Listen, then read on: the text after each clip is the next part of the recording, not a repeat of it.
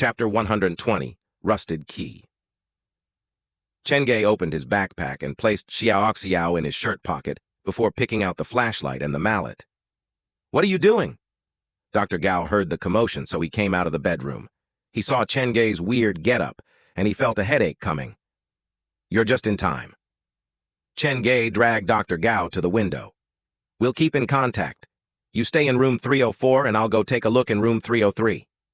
"Why are you going into room 303? Dr. Gao's gaze swept the mallet in Chen Ge's arm before falling on the doll in his chest. His eyes twitched. "The source of Mennan's problem should reside in room 303. I plan to go take a look before midnight arrives." "You plan to go in this getup? With a doll?" "If I'm doing this alone, I might hesitate, but with you as backup, I have confidence." Chen Ge called Dr. Gao's number and placed the phone in his shirt pocket. "Keep in touch."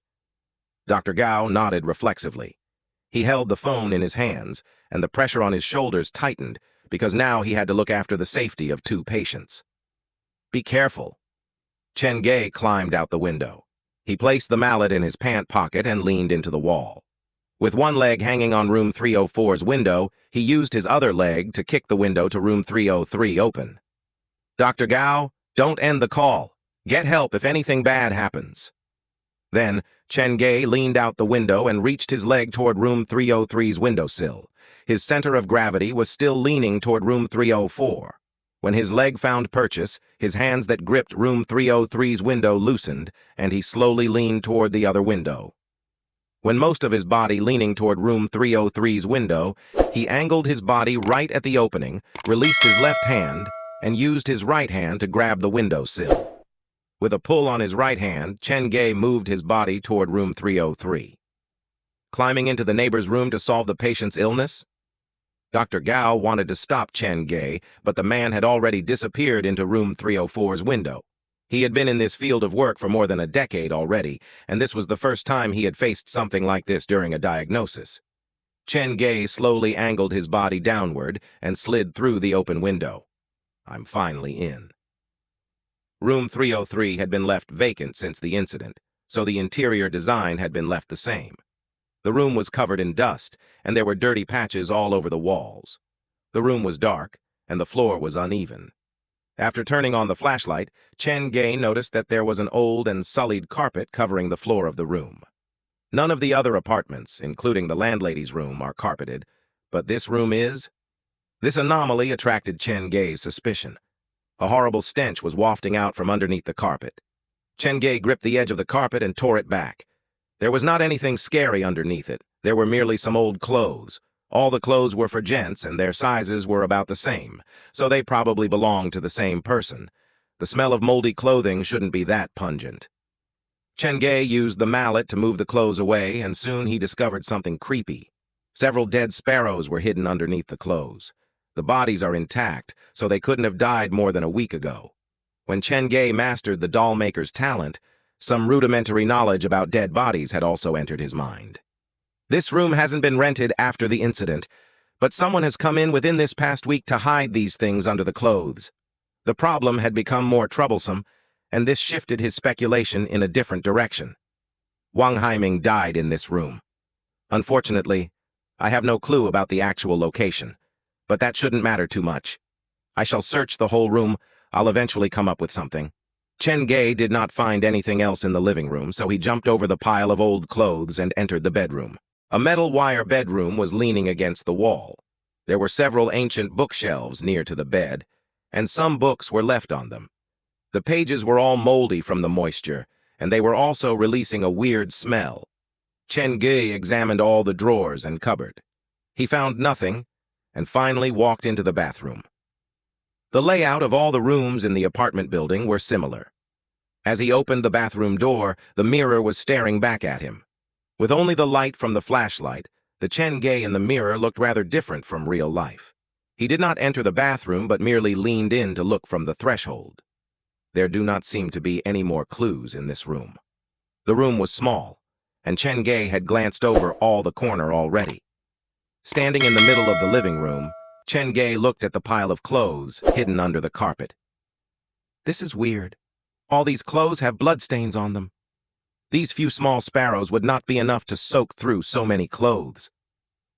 With the aid of yin-yang vision, Chen Ge's sight was better than most, and he soon discovered something weird.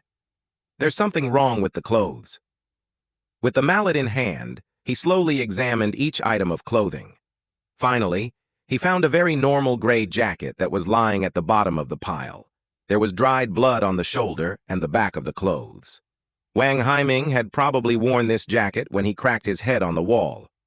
Only via blunt force trauma to the head would the blood splatter have appeared like this. What is this?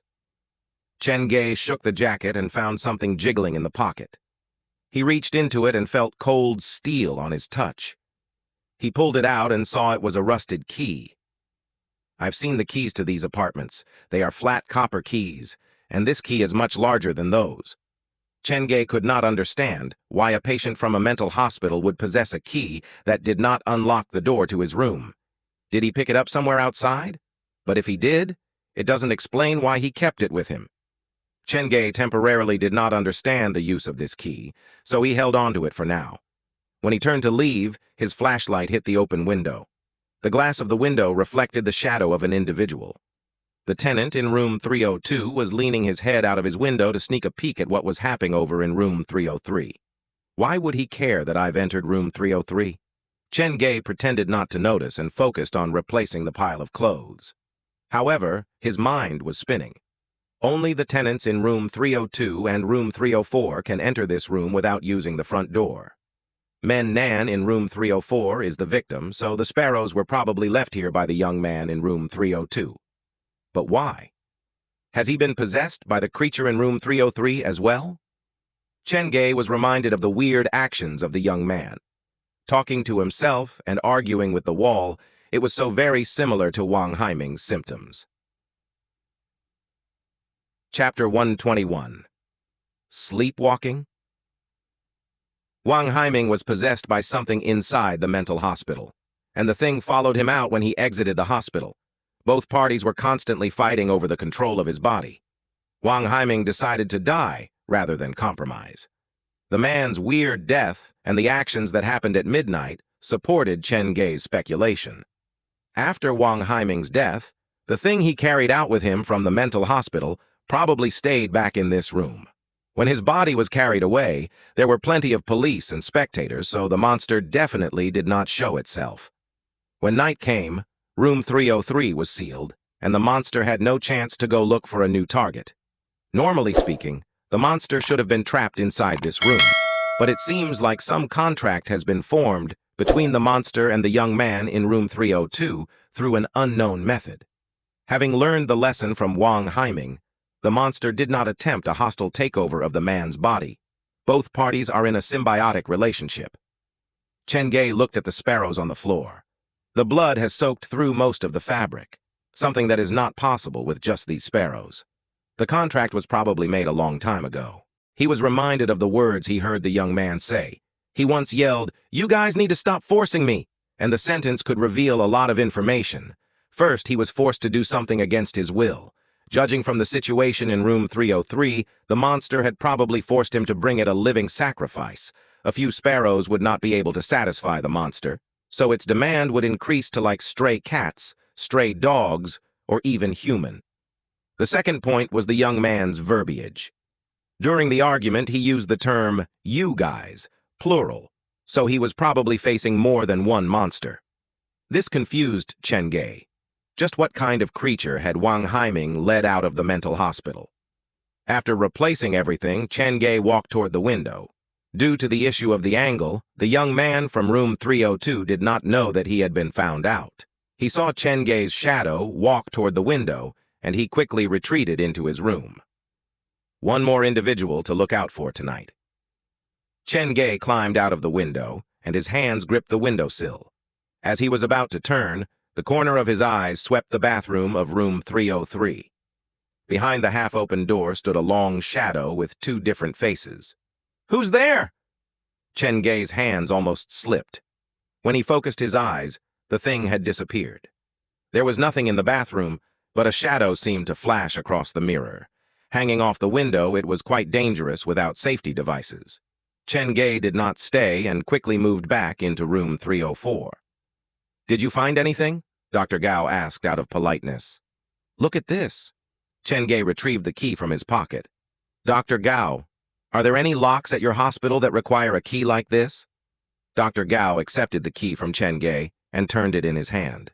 The key was slightly larger than a normal key. "It doesn't look like the key to the office or the surgery room. I'm not so sure."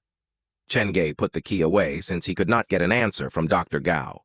He would give it a try when he was ready to enter the third sick hall. "That's all you discovered?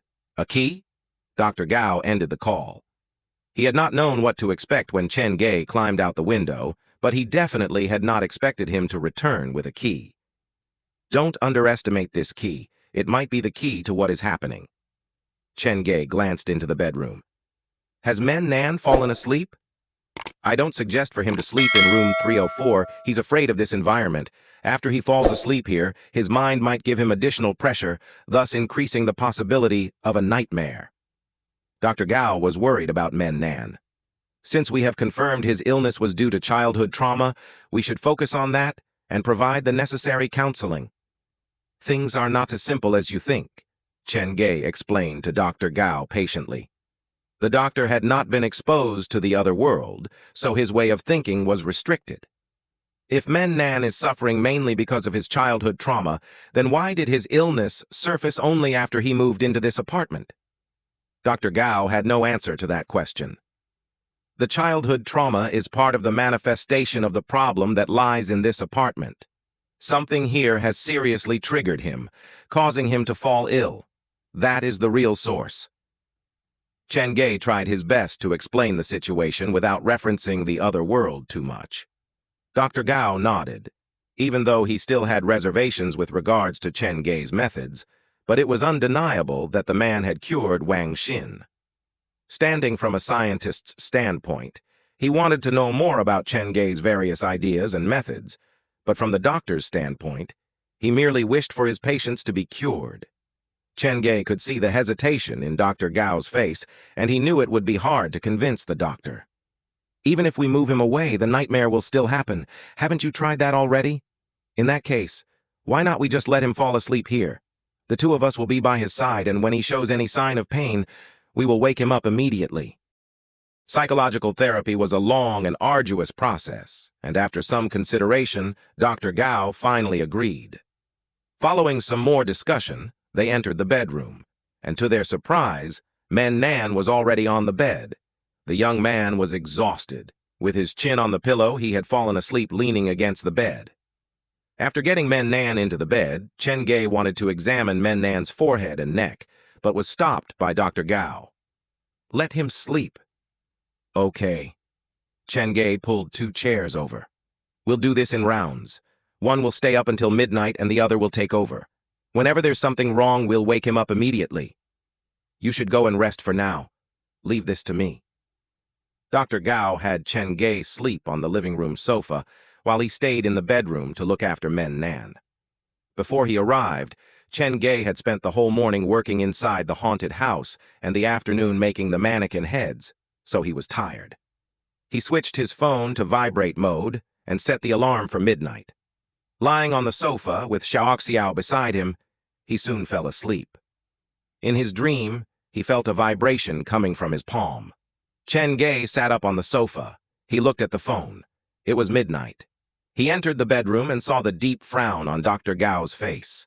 Before he said anything, Dr. Gao made a shush motion at him. The two stood beside the bed quietly. After about 5 minutes, Men Nan, who was sleeping in bed, suddenly straightened his arms underneath his body. It seemed like he was trying to sit up.